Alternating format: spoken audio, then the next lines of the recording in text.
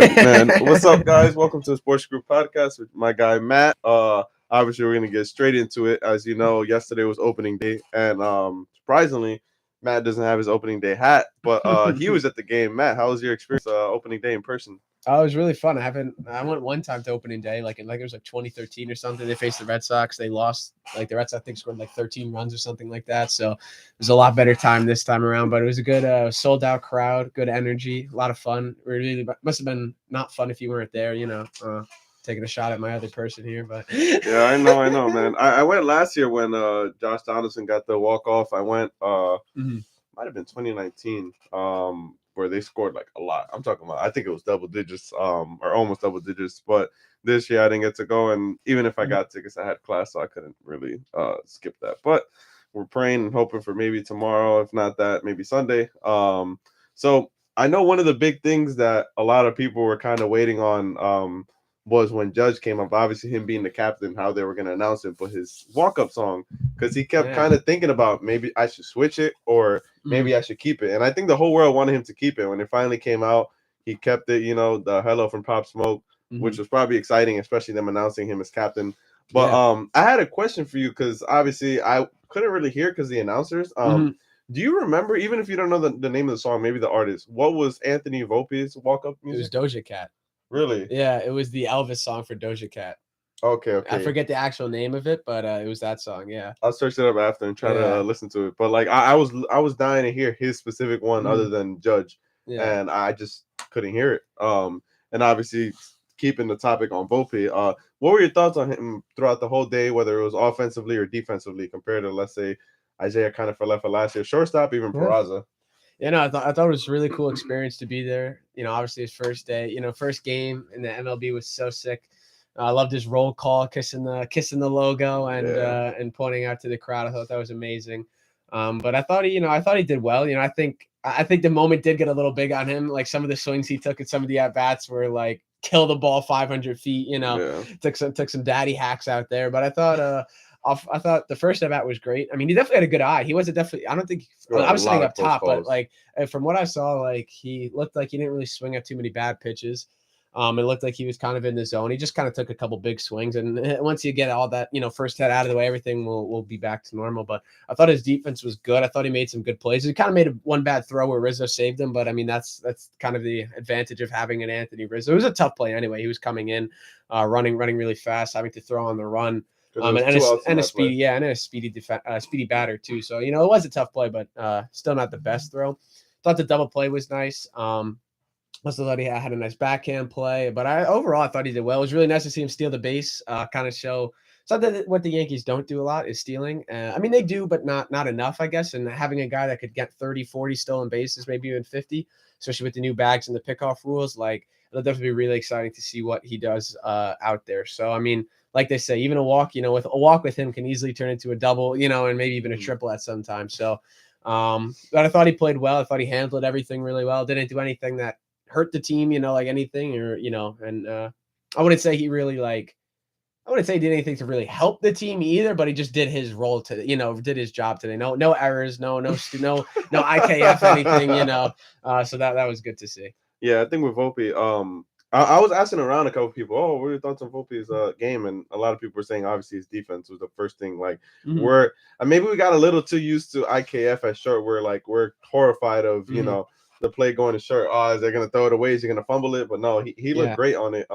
I do recall that play though. I mean, obviously, thankfully Rizzo was there to save him. But I feel that even if it was IKF in that situation, that would not be an out. No, yeah. I don't know if he would bobble it or just overthrow it. It'd be something just bad. And I'm glad that he wasn't at shortstop yesterday.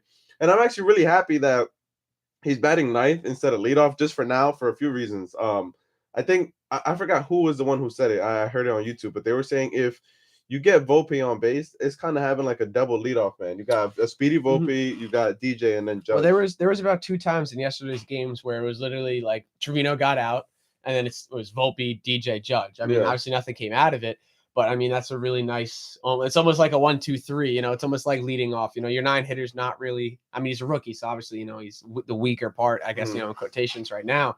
But eventually that could be a really strong part where you flip the order. When I mean, really, I guess you're running through 1 through 8, and then your 9 guy's just another leadoff hitter in a way. I think he'll be there pretty much most of the season, unless all of a sudden he's just destroying the baseball left and right, and they have to move him up. But I really liked it because I think twice yesterday he came up in the situation where he was him, LeMahieu, and Judge. I mean, that sounds like, a good chance to score some runs right there. Especially, I'm gonna be honest. I think he, as of right now, the people who are like active. I don't know about Harrison Bader whenever he plays, who's fastest, but I think Volpe is obviously by far the fastest. Mm-hmm. And even though it was minor league numbers, he stole, I think it was 52 bags last year in the minor leagues. He's probably going to be leading our team in stolen bases. So having him as like our lead off, like you said, and DJ, even though I know he had 3 strikeouts yesterday, which was very very that's rare. Not DJ. Yeah, even Michael Kane was talking about it. Yeah, he doesn't like, he can go 0 for 4, but it won't be strikeouts. So that was rare. But obviously he still got a hit, so he was 1 for 4. But usually, DJ is one of our best contact hitters, and then Judge is our best overall hitter. And you always have said you want to Judge kind of not at the 2-hole, but maybe 3 or 4. Yeah, I would love if everything works out and some part throughout the season. That kind of says a lot too. You need table setters. Like, it's great if Judge is getting up, but if DJ gets out, then bang, Judge is basically the leadoff hitter now. So now what? Wow, a solo shot. But like, if you get 2 guys on and then he hits the big boy, the 3-run bomb. I mean, that's kind of what you're looking for. I know everybody wants the number of at bats now. Everybody wants the best player in the 2 spots, so they get all the extra at bats or extra chances to hit in a game, which is great. Don't get me wrong, but at the same time, it's like, you're missing out on a lot of potential home runs that are inning killers. Like you could have, a 3-run home run, a 2-run home run. I mean, I don't get me wrong. I'll take a home run no matter what, whether it's a solo shot or not, but you're increasing your ability right there alone to hit multiple home runs, bring in more RBIs, and also make the lineup just as deep too. You're pushing everybody down a spot. So now Stanton's hitting 5, Rizzo's hitting 4. Like, I mean, your lineup's getting deeper and deeper. So I do hope they change it. They won't, because they're stubborn, and analytics has ruined the game and parts of stuff like that, getting, trying to get other players at bats. But he's a home run hitter.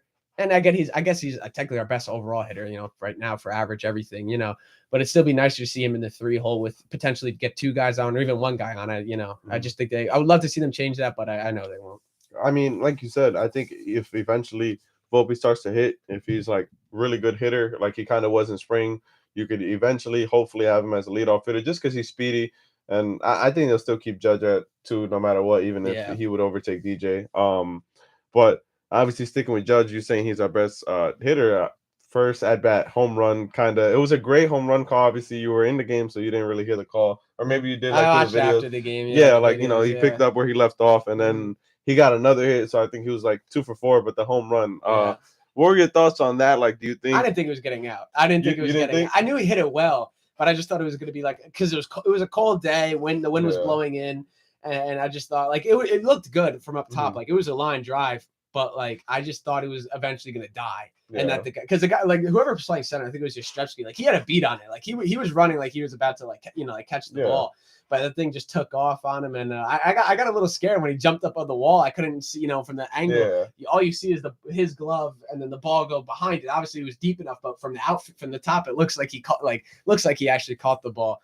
But it was really nice to see that. I mean, that was kind of like almost like a Yankee moment, I would say. Like, first at bat as the captain after the breaking, then you smack one out of dead center too on a day where the wind was blowing in. Not a lot of people hit the ball hard that day or really squared one up. So it just shows how strong he is too to hit pretty much a line drive to dead center and get it out. So obviously I know it's the first out of 162 games. So I think it's kind of appropriate to do an early prediction, because obviously you're not, kind of a little bit basing off the first game, but towards the end of the season, let's see if their prediction is right. Do you think he can either repeat as MVP or possibly finally break his own record and try to go for Bonds? No, I mean, he's on pace for 162 home runs right now, so I don't see why not.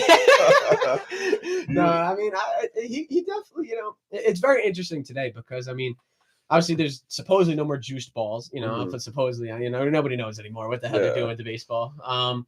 I definitely think it'd be really, really tough to break his record from last year, but I'm never going to count anybody out now, especially in an era where pitchers kind of, with the launch angle, everybody's trying to hit home runs. Obviously, it seems like he found something last year, and if he, is able to continue this stretch, we might see I would not be surprised if there's years where he's hitting 50 and even maybe 60 home runs, for consecutive seasons, which would be unbelievable. But I'm not going to be shocked if that happens. I mean, just the way pitchers are throwing now, more north and south, it's easy. Once they miss that location, you're already uppercutting. Yeah. So once you get it, it's going to go. It's just you got to get it. And that's the toughest thing to do in sports. But yeah, I definitely think he could be the reigning what is it? Repeat as the MVP. Obviously, it's tough with Shohei. Yeah, it's always going to be tough with Shohei. So he's really going to have another special season like that, kind of hit 300, maybe have 50 bombs, have another 130, 40 RBI season, something like that.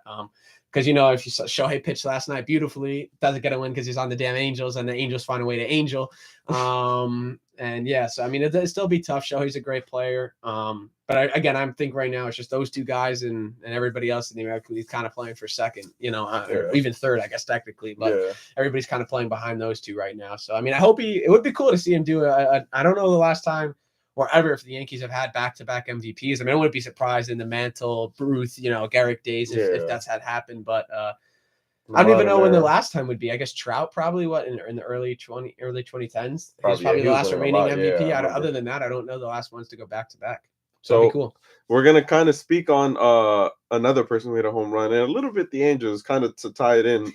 Obviously, as you saw, Torres hit a home run, and it wasn't like on the wall. It was like it was no Yankee Stadium short course. I don't want to hear that. That was a nice shot. It was a good home run. I don't remember if he got another hit. He might have, but the home run was the one I want to talk about. Mm-hmm.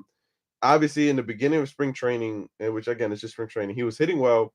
He went to the WBC. I don't really remember how well he did, but he came back, and obviously we seen he kind of picked up where he left off. And last year he played a little decent, but if he continues this from now to, let's say, end of July, start of August, do you think it would be smart to either maybe extend him now? I don't know when his contract ends, or possibly use him in a trade bait for a left fielder so that when Harrison Bader come back, we can have him at center. We judge it right. And the only rumor I've heard, which again is just a rumor, speaking of the Angels, would be possibly if they wanted to unload Mike Trout if the Angels are bad. Obviously, I don't know what Brian Reynolds will possibly talk about that later. But do you think we should extend him possibly if he continues to play well, or use that trade value to trade him? Yeah, I mean, he's so interesting. He's such an interesting player because it was really funny. Right before he hits that home run, my dad's a Met fan, and he goes, yeah, this guy's just really underperformed in his career. I mean, like literally right before, and then bang, home run. And he's just like, you can't make that stuff up right there.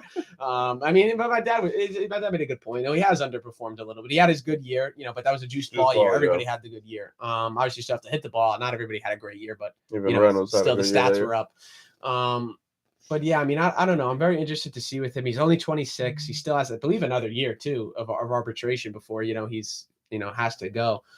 I think if he's producing, obviously you have to keep him if he's producing. I mean, Josh Donaldson's going to be a free agent. They're not going to re-sign Josh Donaldson, so you could easily put LeMahieu at third and put Gleyber back at second base for 1 year.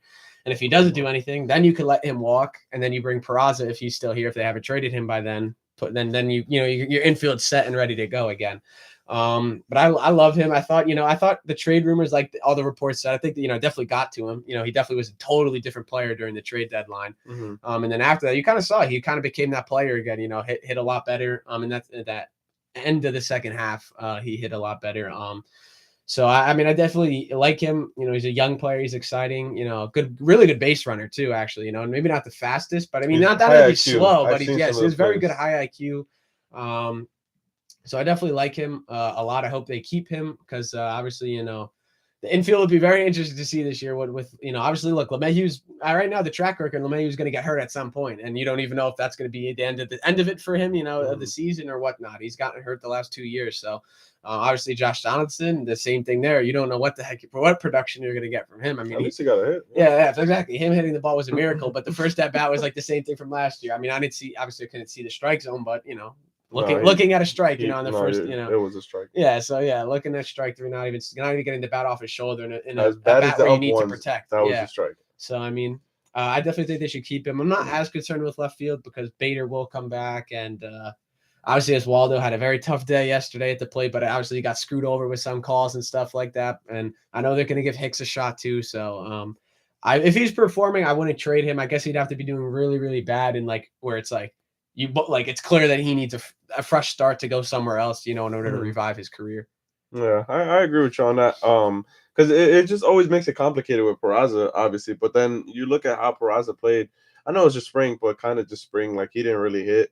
Mm. Volpe obviously was the one who deserved the spot, so it Yeah. just does make it complicated if he starts to hit in the minor leagues, and for some reason everybody's healthy in the, up in the majors in the infield. Then you kind of got to make that decision. You got to see how the outfield plays. If Yeah. Stanton is healthy, if he's playing good, if Judge can handle left field when not Cabrera, when Bader comes back, like then this maybe left field isn't that much of a problem. Like Mm-hmm. you kind of got to let it play out, which is good that we can wait until possibly end of July, start of August to see how everything is happening, and then you could decide, okay, maybe we should do this, do that. Mm-hmm. And obviously with you talking about you know Cabrera, what did you think? Like him striking out the 4 times, which yes, I'll admit, I think one or two of them was definitely one of them for sure. The Wasn't last his one, fault, yeah, yeah, but the rest were just like swing and miss. Like he was, I don't yeah. want to say he was nervous, but it looked bad for me. Yeah, he definitely didn't look great yesterday. I mean, defensively, not a lot of plays. I think he just had like one play defensively. Yeah, close. I mean, yeah, you do have to cut him some slack, I guess, a little bit. I mean, Logan Webb is a top 10 pitcher in the and at least the NL. Definitely a top 10 pitcher. Has really good stats. I think he came close to winning a Cy Young one of the years. I don't know. I don't think he won it, but he came real close. I mean, he had like a sub 2.8 ERA last year. I think they're showing his stats on the thing. So he is a very good pitcher. And you saw, I mean, we only had 4 hits. Like the entire game. But obviously the strikeouts are concerning. But I mean, when you strike out, also when DJ Mayhew gets struck out 3 times, that's how you know a pitcher is pitching well that day. So I'm not going to hold it against him. With the thing with Oswaldo is I love Oswaldo, just love all the positions he plays. He's a switch hitter, but his hitting never really impressed me last year either. I didn't think he was like that great at hitting and stuff. Yeah, he's just versatile. Yeah, just very versatile. Which I mean, that's what you're kind of looking for. I mean, right now he's just a good hole, could play left field. Plays a lot of positions, so he's going to be here a while. It doesn't matter how bad or whatnot he's hitting. He's going to be here just to be able to have a guy on the bench that can play. And his hitting will come. I definitely could see him being like a 240 to 260 hit. I think that's what he'll be, a 240, 260, but I definitely could see him, if something clicks and it gets working, he could definitely be like a 270, 280, even a 3. We saw him spring training, obviously hit 300, but he definitely has that type of potential. It's just, is it going to come through? We haven't seen that yet at the major league level, but in the minors and spring training, he did look very well. Yeah. So you think he should still, obviously they're not going to start every day, but majority of the days. Yeah, I think Hicks will get the start. Obviously, I mean, he went 0 for 3, 0 for 4 with 4 Ks, I think it was, right? So would you rather him at I think Hicks is going to start tomorrow. And then if he does bad, I think they'll go, which is really tough, honestly, on both players, because you got to get into some type of rhythm. If you're just going back and forth, nobody's going to get into a rhythm. So I do hope that they give him a start tomorrow, but I think they're just because of the 4 strikeouts that they're going to give Hicks an opportunity. And they definitely want Hicks to succeed, so they're definitely going to try to give him contract. They're definitely going to try to give him as many opportunities as possible. So yeah, and with you talking about how Cabrera didn't have much of opportunity for defensive plays, I know Volpe didn't have as much too, and other players because of how dominant Cole was. I think it was the first 7 batters were Ks, and then through 3 innings he had like 8 Ks out of 9. Like it could have been 9, but he had 8, and then finished out with 11, which is the most on opening day. They also said this on the broadcast that he had 600 Ks. Like it was at a Yankee or something like that. Like they told them that it was like a lot of records Cole's been setting, and you've seen even in Houston. And even with New York, he was really close to Cy Youngs. Do you think this year is finally the year he can win a Cy Young, or probably not yet? Yeah, I got 2 things on this one. I do, obviously, I'm a big Garrett Cole supporter, that's my ace, Yeah. But one, I think it's so cool that he is breaking all these awards. Obviously, he's, breaking great pitchers awards. I don't hold as much value to these awards as, even though Garrett Cole is a good pitcher, and I'm sure he would still have a lot of strikeouts back in the day. Back in the day, the hitters, it was like a sin to strike out. So they would try to put the ball put the ball in play, choke up, do the right thing. So the fact that like Ron Guidry had 200 something strikeouts in an era where players weren't striking out a lot just shows you how good of a pitcher he was. And compared to today, where Cole is a fantastic pitcher, and all these pitchers are fantastic pitchers. but striking out is not what it used to be. Hitters don't care anymore if they strike out. Yep. So I mean, while it is really cool, I think it's really, it's going to kill the record books, because you're going to see all these guys, but you're going to see these guys in an era where Josh Donaldson could, is going to strike out 5 times in a game. Like it's just going to happen. Or even Judge might hit 1 home run, but the next 3 at bats, and I think, he did strike out twice or maybe once yesterday. So I know it's already struck out once for sure, but I don't know about, so. But I definitely think Cole looked filthy yesterday. It was really good to see. I was a little concerned after the 4-pitch walk, or whatever it was. I'm like, oh, here we go again. Not this guy. I got this guy texting me, that's your ace, and stuff like that. And then bang, he just shuts the door down. Obviously, he said too, it was very cold at that stadium, so probably hard to grip the baseball, like he said. But Cole, he's very picky. Yes, he needs So I thought that was really good outing, really good performance. Definitely, I actually thought he was going to get pulled a little earlier because of just the pitch count and stuff like that. Honestly, I thought he could have done better, to be honest. I thought he walked a lot of batters. 2 walks, 3 walks, maybe even 4. I don't even know. But he definitely had a lot of walks. Definitely a lot of deep counts too. He was not it wasn't like strike, out. So I thought he could even been more efficient, which is really good to see that on a day where maybe he didn't have his best stuff, he still had really good stuff to get. I know the Giants lineup isn't amazing, but you still have Jock Peterson, and I don't care who you're facing. Jock Peterson can hit a ball against anybody 400 feet. So getting him to strike out a bunch of times was great. So I was really excited to see what that performance from him. And I think definitely in the American League, it's kind of wide open for him right now, because Dylan Cease looked really good last night, so I definitely think he's going to be up there for the White Sox. But you have no more Verlander in the American League, no Scherzer in the American League. DeGrom got smacked around, which was kind of crazy to see, honestly. We're not used to that. I don't care what jersey he's in. Yeah, I know. So I think the AL right now for that is wide open. I would say wide open, but with Cease and Cole probably at the top. So definitely be interesting to see, because Cease shut down a very good Astros lineup. Cole's done that too in the past, but that was impressive. No, yeah, for sure. They didn't have Altuve, which I'm not saying would be a huge difference, but it's a slight difference. So obviously, I do want to say that I think Cole has to finally win one this year. He's been always so close. So this, as long as he doesn't give up the home run balls, which was a huge issue last year, he was the pitcher with the most home runs given up. I think he can finally do it. And obviously with that, he'll probably lower his ERA with that. I'm going to throw in another question I didn't have for you. Speaking about pitching, I don't know if you noticed, but the last 2 innings they had Ron Marinaccio pitching, and he was at 35 pitches. Why do you think they usually relievers don't throw that much? I was kind of confused by that. I definitely think they're trying to, and I think we've seen them do this in the past too. I think I feel like we've seen with the Yankees a lot of young relievers. They've tried to stretch them out early in their career to see how efficient they are at 2 innings. We remember at Chad Green earlier on, they would try to stretch him out, and sometimes that second inning he would get hit around and stuff like that. They did a lot with Loaisiga too, trying to stretch out. So I was shocked actually. Michael King, Michael King proved that they, Michael King and Clark Schmidt, I guess, are a little different because those were built up as starters first, and now have transitioned to the pen.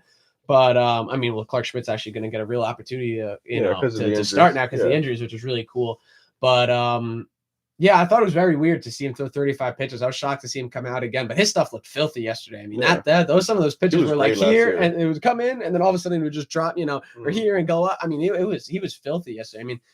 I think except for the beginning of his Yankee, rookie year last year, it was who the heck is this guy? Why does he stink? I don't know if you remember that the Tampa Bay game, or very early on, he walked the bases loaded and couldn't pitch. I was like, get this guy out of here, send him down. And now he had a great end of the year last year. We definitely missed him at the end of the season when he got hurt.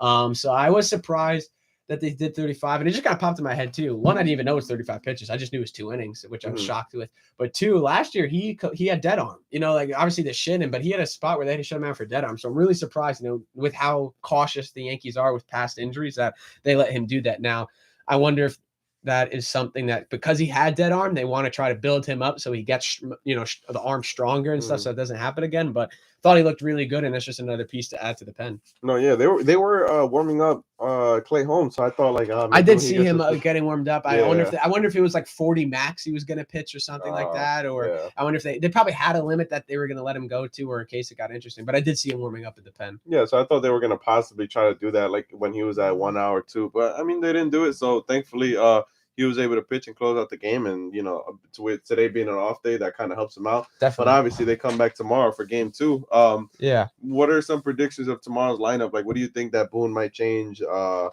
Like a player not playing, because I don't think he's gonna run out the exact same lineup. No, yeah, I'm gonna give you 2 lineups again, like I did last time. We're kind of it was almost like the Stanton one last time, where it popped in my head that he might play right field actually, and that's what happened. Yeah, so I got 2 right now. The one that I guess want. Here's my want one would be the same outfield. I would want the same outfield. No Hicks, but like I would want the same out. Actually, I would want the same lineup. I would just want them to throw out the same lineup out there again. Maybe you DH DJ or DH Donaldson, one of those guys. That would be my ideal situation. What I think could happen, and this just really, again, this is another thing like Stanton just popped in my head right now. I could see Oswaldo Cabrera getting another chance in the outfield. What I think could happen would be you run Oswaldo in left, Hicks in center, move Judge back to right, and then you have Stanton at or you keep Judge in like. Well, I think that I'll put 3 outfielders because I don't know what they might keep Judge in center but move Oswaldo to right and keep Hicks in left. Something like that. I could see that happening. I think those 3 guys will play the outfield. Cabrera maybe at center field because he said like he wanted to play that and like true. Yeah. I just think you can't. I'm gonna be honest, you can't put Hicks in center field. Like he's better in left field. So I'll put him in left, Judge in center, Oswaldo in right. I think that's the lineup. I think that's the outfield that they could do, or at least those 3 guys will be in the outfield. A DH would be Stanton. And then then where it gets interesting is who sits. Yeah. So I don't think you could sit Glaber. So I'm starting Glaber at second. Just off of the home run, you have to start Glaber at second. Do you know Rizzo, who's pitching? Do you know who's pitching? Rizzo at first. I can check that out. Rizzo, you never. It's always I think Volpe has to be shortstop. You can't. Volpe has shortstop too. You can't have him sit. After... He's your starting shortstop. I was thinking the same thing in my head. I'm like, oh my god, no way, IKF's gonna play the next day. But like, I think this is like the thing where it's Volpe's job. He has to be horrific for them to lose. Yeah. They have. It says Cobb, I think. I'm trying to see what his first name is. Alex Cobb, I think his name is. Does it say righty or lefty? I'm trying to see that right now. But I think the main ones is who's gonna let me see who's pitching. Well, who's gonna be in third base and mainly third base for you. Third base, and this is why my answer is gonna change, or maybe not change. Yeah. For some reason, I can't find the guy, but it's supposed to be Alex Cobb. Yeah. Is he a lefty or righty? He is a righty. Yeah, righty. Okay, so because it's a righty, I think they'll sit Donaldson and start LeMahieu at third base. If it was a lefty, I would have said they were going to start Donaldson because he's better against lefties and stuff like that. But I mean, that's what I would want to see out of that lineup, right there. But I mean, I don't know. It's I think you have to start Glaber. I think Glaber's definitely in the lineup, and it all depends if Hicks. If they don't move Hicks, you could have the same. If they don't want to start Hicks, you could have the same lineup. But because it's a righty, they might want to do some stuff, or maybe DJ. I think they'll sit DJ actually because it's so tough because now it's like you never know what they're gonna do or how they're gonna react because I know DJ went 1 for 4 and Donaldson also went 1 for 4, but DJ had the 3 Ks. Are they gonna try to rest DJ now? Like, so it's so tough. I guess, and they have it set out because if Sunday's pitcher's a lefty, then I could see them sitting Donaldson tomorrow and starting Donaldson against the lefty on Sunday. So, it'll definitely be fascinating to see what their lineup thing is. It's so hard with them because they just they want bad players to play and perform. Ross Stripling is pitching on Sunday. He's a righty. He's a righty, yeah. So I definitely.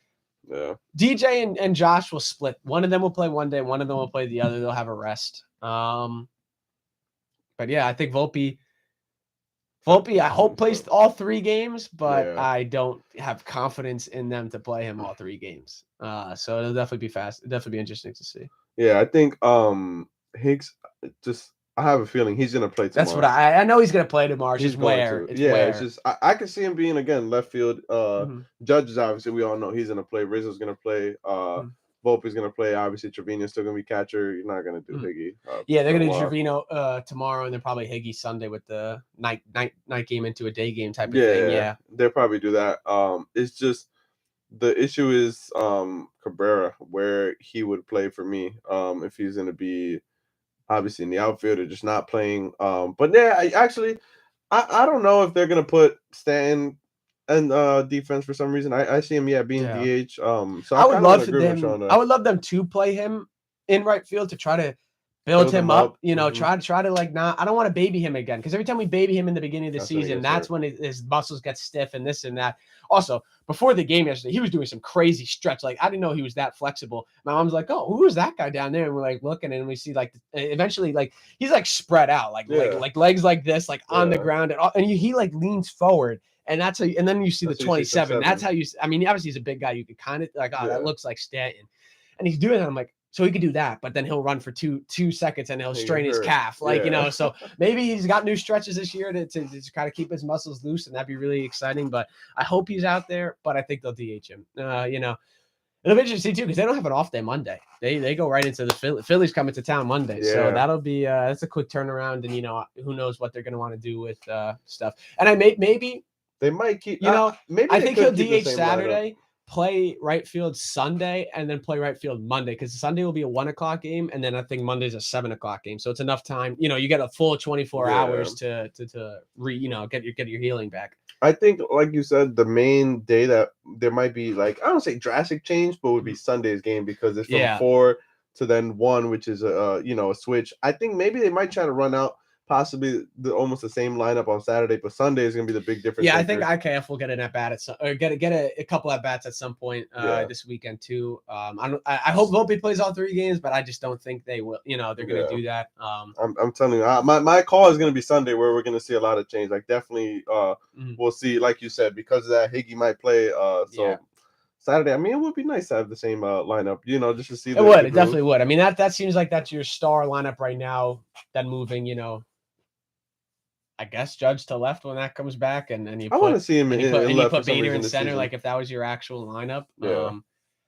Yeah, I mean, if they get a real left fielder, that'd be really exciting too, because then you can put Stanton at DH and stuff like that. But yeah, it's cool times. No, yeah, great. I got 2 like questions left that I didn't have here, but because of it today, it kind of happened. I gotta ask you. I know I send you the Gary Sanchez news. Yeah. What were your thoughts on that? Do you think by any chance? I mean, it might be quick, but do you think he plays? If not tomorrow, Sunday? Well, I mean, I don't think he won't play. I don't think he'll play, because it was like a minor league contract, and if he's not up by the majors by May 1st, then he can opt out.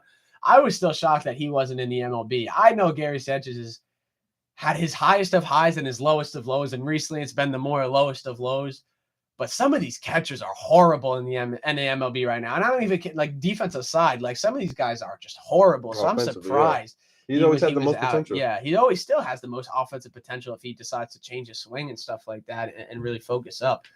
It kind of stinks for him, because like in a couple years, and me and my dad were talking about this yesterday at the game, like if they do put in a pitch a strike zone, you know, like in a robot strike zone, like Jose Trevino would have never got a chance. Like he's not, his career is over. Like, and if that happens in 2 years, like as much as I love him, like I agree, he doesn't hit enough, and that's where guys like Gary Sanchez, the guys that hit but can't defend, are gonna come in. Like, you're gonna see a lot more of those types of players. So, 1,000% agree with you. Their value is probably gonna drop next year. Yeah, so I mean, it'll be interesting to see if they do. I don't know if they're ever going to do the automated strike zone, as much as, like, you know, it's still going to have to go through the minors and AA and AAA and stuff like that. I mean, supposedly it's set by 2024, which would be obviously next season. Yeah, but I mean, I think, you know, they're going to keep trying to push it off, I think, as long until it gets really, really bad. Obviously, yesterday, the thing with the umpires is that there's just a lot of them are really good. Like, they are really good. It's just you have the handful of them that are so bad that, like, it's a game like yesterday where Laz Diaz was horrible, that you're like, we need a strike zone. But when they're good, I'm not thinking about the umpire. I'm like, oh, that's a good call. Okay, that's a good call. You know, it's not running through my head like, oh, I need the automated strike zone. It's just, I wish there were more good ones than bad ones. It's just like the Angel Hernandez is the Laz Diaz. Yeah. There's also some really tall one that I don't know, but he sucks. I don't know his name, but I remember watching his games being like, man, these guys are horrible. So I guess I prefer it more with certain batters. Obviously, I wish Judge had one, because, you know, every time he gets so tall, he gets these screwed over with these low strikes. I'd rather the automatic strike zone. I look at it as like MLB the show. I just want it right. Yeah, I don't care about the human element. Want it right, but I mean, it also has to get perfect too, because at some points, like, is it going to be the full ball, or is it going to be a part of it? Because there's times where it's like it might light up the strike zone, but if this is like the corner, like it just barely nicks it. Are we really going to call that, like, that barely nick a strike? You're so right. It's like, you're right. You know, so we're gonna have to, you know, they're definitely. I want to make sure that thing is perfect before they would come up here. You know, I definitely. They say 2024. I don't think we see that strike zone until late 2020s, if anything. I really do, because they're gonna find issues with it, and it's gonna break in a game. And you see pitch comp, sometimes it goes out.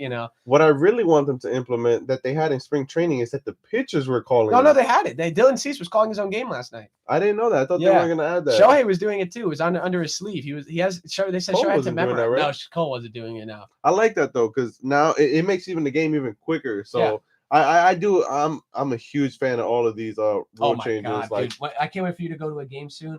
The pace of play. Well, okay, the time kind of.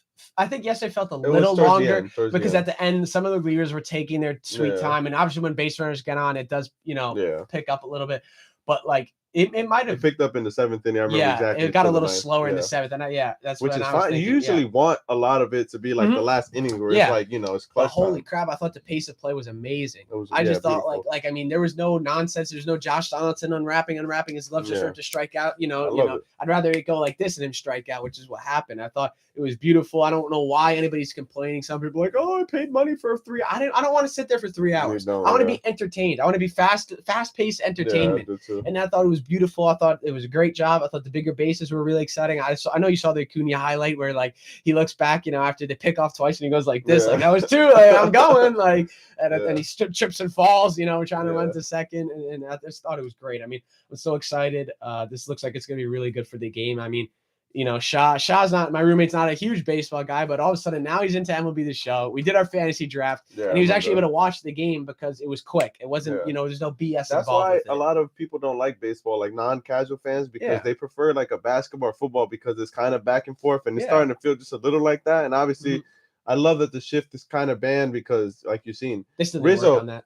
They still need to work on the shift. No, yeah, for sure. It's more the outfield shift, but like you saw Rizzo got a hit, which I don't know why. I just have a feeling like if it was like last year or something, it probably wouldn't be a hit, even though it was like opposite. But Josh Donaldson, I just feel like some of these hit for some reason just wouldn't be just because of how like analytical they are. But it was great. The only thing was you have to again, I hate them. Hate the Tampa Bay Rays. They're some of the ones that started doing this shift stuff. What they are doing is they are getting, and you'll see it too, is Brendan Lau last night. And the other team looked at them like, are you serious? So they're getting as close to, they're basically on top of second base. And then because the rule is once the pitch is thrown, then you can move over. So they're basically just getting right on top of second base and then just taking 2 steps over, right when the pitch is thrown, which is annoying. I mean, it could hurt them obviously if they hit if the guy's going this way and then the ball comes the other way. But I mean, I think they got to fix it. I want lines. I want like lines saying that you cannot cross this. It might look stupid on the field and stuff like that, but until they need something there to make sure that these players aren't going too far, because I just think it's ridiculous that they're still close enough up the middle. If you hit it up the middle, there's nothing you could do about that. That's a good hit. It's a hit. So I do want them to fix the shift rule a little bit, or just make it more like really penalize the Rays for doing that stuff. So I definitely want to see that. But I loved it. Obviously Joey Gallo gets screwed over again. They bring the right fielder in. Obviously he bobbled the ball, but still better, obviously. I'll take this shift over the other shifts. Definitely a lot more hits and stuff like that. Yeah, no, and the last thing I'll ask, which again just recently was getting tweeted out, I'm not sure how it ended out, was the Brian Reynolds news. Yeah. Obviously his contract. There was another update that just came up. Not saying he accepted it, but like some of the money. Do you think like he still stays? Like, do you think they finally agree on that, or it just completely falls through and they like trade him by deadline? I'm not sure. Yeah, I mean he asked for the opt out. I don't know if that's what you saw or not. He wanted like an opt out after like year 6 or something like that, or whatever it was. I don't know. I'm kind of over the Brian Reynolds hype train. I don't think at this point. Did he hit yesterday? I have no idea, honestly. No, I didn't see. I'm kind of over it now. I don't like. He's not the piece. I mean, he's a good player, and obviously like. If you were to trade a Peraza for him or something like that for him, obviously, that's better than not having somebody there at all. But I'm kind of over it. I think, he's going to get a big contract. So I'd rather look for, what happened? He went 1 for 4. So it wasn't like impressive, but and it wasn't a home run. So, I mean, I'm don't get me wrong. I would accept him fully. Oh, it's open arms, come to New York, but I'm not like where it's like live or die. Like, oh my God, we're close to getting him. We're going to get him. It's going to go through, what are the rumors? Like if it was a Mike Trout thing. Yeah. So I mean, it's okay. I'm kind of, I guess, over it in a way. I know they're going to, something will come up again. Another Benintendi type of player will come up at the deadline. What, and what can you get? maybe Ian Happ if the Cubs stink. Something like Ian Happ is maybe more of what I'm looking at right now because it's a 1-year deal. It doesn't work out. You let him go like they did Benintendi, even though that was a wrong decision. Benny was 1 for 4 last night too. Yeah, Just, so Benny, I was watching that game. It kind of hurt watching him in the White Sox uniform. Even though it's like the guy was a Red Sox. We hated him for so long. Yeah. I never hated him because I just thought I always thought he was a good player. Yeah, I thought he was a good player, and his swing would be perfect for Yankee Stadium. They just didn't. The injury stinks with the hand, but Ian Happ was 1 for 2, but with 2 walks. Yeah. I mean, obviously, you got to see what the Cubs do. The Cubs are the Cubs are a very fascinating team this year because they could compete. That division is not great. They could easily compete. And kind of see what happens. I mean, it was definitely even to see what the Brewers do too, because Corbin Burns is a free agent this year. So I don't know how much longer Yelich has on that contract, but would be interesting to see with him too. And maybe him getting out of Milwaukee could revive his career a little bit. He's never been the same since that injury, but I don't think Bellinger did much last night. I think he walked once because there was some video, like some Dodgers were like, "Oh, this guy's gonna strike out," and then he ended up walking. But yeah, I don't know. Well, it'll be interesting. Long season ahead of us, and we're just getting started. No, yeah, and it's really exciting. Obviously, yeah, Bellinger went 0 for 3. Really exciting. Obviously, seeing baseball kind of pick up. Yelich was 0 for 2 with 2 walks. So I know it's early, but we will definitely pay attention to a lot of the outfielders. I think mainly not going to trade for. And I got one more thing too to finish this off. You guys watched SportsCenter last night, and the average game last opening day was 3 hours and 16 minutes. Really? Do you want to take a guess at what this one was? I know it's definitely going to be around 2 hours. I want to say 2 hours and I want to say 39 minutes. Ooh, 10 minutes off. It was 2 hours and 49 minutes. Okay, I was going to say 40 something. But Look at that. That's a huge difference. I thought everything was great. I was actually enjoying watching other games because it was quick. I know that this game's also going to be quick. But opening day is a factor because of all this, so I think it's going to get even quicker. Yes. Because there were times where the Yankees didn't start the game until 1:18. The first thing and the first top of the first ended at 1:18. It was supposed to be 1:05. Then it started to 1:10. And Cole also walked the batter. So definitely a lot of walks, rusty stuff. I think once the pitchers get going and they're not walking as many batters, I think the games will be long if pitchers are still walking a lot of hitters, and that's kind of what is so good about the pitch clock is that when pitchers walked batters, that game would last to 4 hours. Oh, and they'd be but now when they walk, the first two, when they walk, we might now get a 3-hour game when they're not hitting the strikes or doing their stuff. So I can't wait. I think the game is going to come back. I think kids are going to like it again, and I think it's going in the right direction finally. Yeah, I'm really excited, obviously, and hopefully by next week we'll go back to Wednesday next week. We couldn't this week, and obviously it was kind of better that we didn't do it this week because we wanted to talk about opening day more than predicting again. Yeah. So hopefully by next week they kind of have a. I don't know why I say they're going to go hopefully undefeated. We're 5-0. Yeah, because we'll go to we'll still be in the Bronx playing the Phillies. So hopefully we'll have more reactions, more takes. We'll obviously see how some players are still performing. If Torres is still playing great, if for some reason Donaldson kind of gets on a little streak, and I don't see DJ obviously continuing to strike out, but we'll see by then. And I appreciate you being on the show. So we'll see you guys next week. See you.